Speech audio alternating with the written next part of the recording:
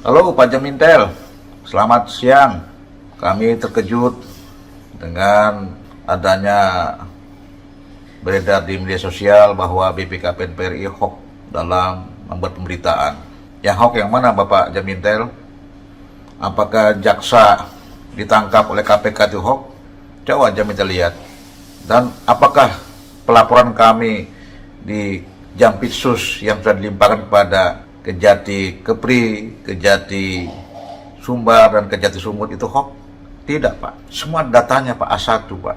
Tidak kami mengarang-arang, tidak kita mengada-ngada. Kenapa kami membuatkan pemberitaan di media terkait dengan kinerja kejaksaan dan meminta Jamintel serta Jamwas dicopot?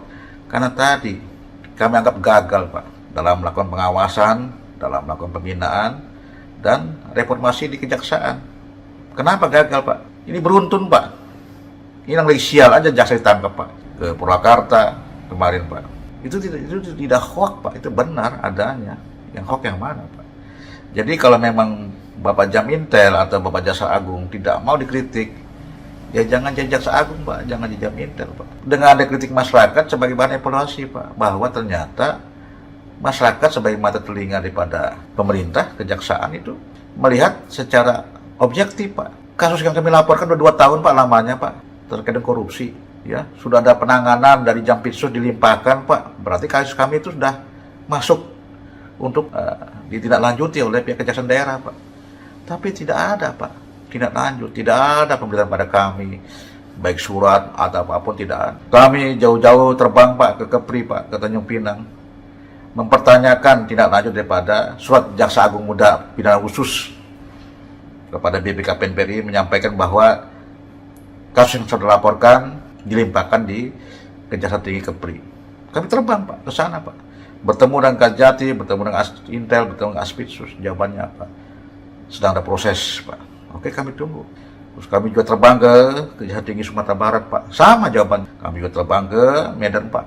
Itu biaya Pak, tidak ada yang biaya, kami biaya sendiri sebagai tanggung jawab moral gitu, bahwa kami hadir untuk masyarakat dan kami juga hadir di kejaksaan untuk membantu kejaksaan Pak terkait dengan tindak pidana korupsi. Namun setelah beberapa waktu kemudian kami datang lagi ke sana Pak Asintel bilang kami sudah mendapat surat juga teguran dari Jamintel. Namun apa daya kami, karena TKP jauh, butuh biaya besar. Kedua, tenaga penyidik kami kurang. Jadi gimana kami mau narik kasus ini ke Kejaksaan Tinggi? Tuh, bagaimana Pak? Berarti ada tebang pilih Pak dalam penanganan kasus korupsi. Kecuali memang di ujung neraka Pak, boleh. Itu kejaksaan tidak sanggup untuk menarik atau mengambil alih kasus yang dilaporkan oleh masyarakat.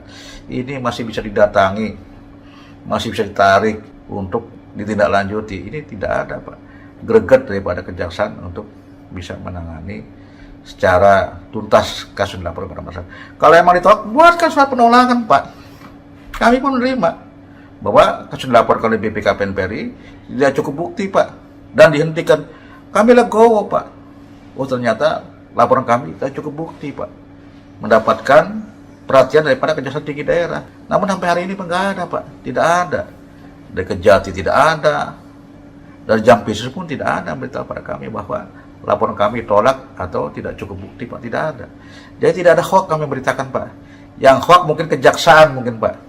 Jadi jelas sekali lagi kami di BPKP NPRI bertindak sesuai dengan data dan fakta A1 Pak, bukan main-main dan bukan hoax.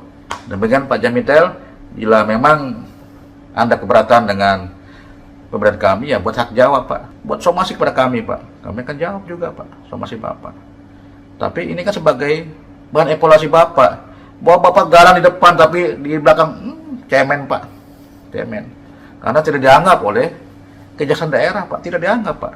Jadi Bapak mesti introspeksi diri Pak. Mengapa kami sampaikan di berita copot Jamintel, copot Jamwas? Karena tadi reformasi gagal di kejaksaan Pak, pembinaan pengawasan di kejaksaan gagal Pak.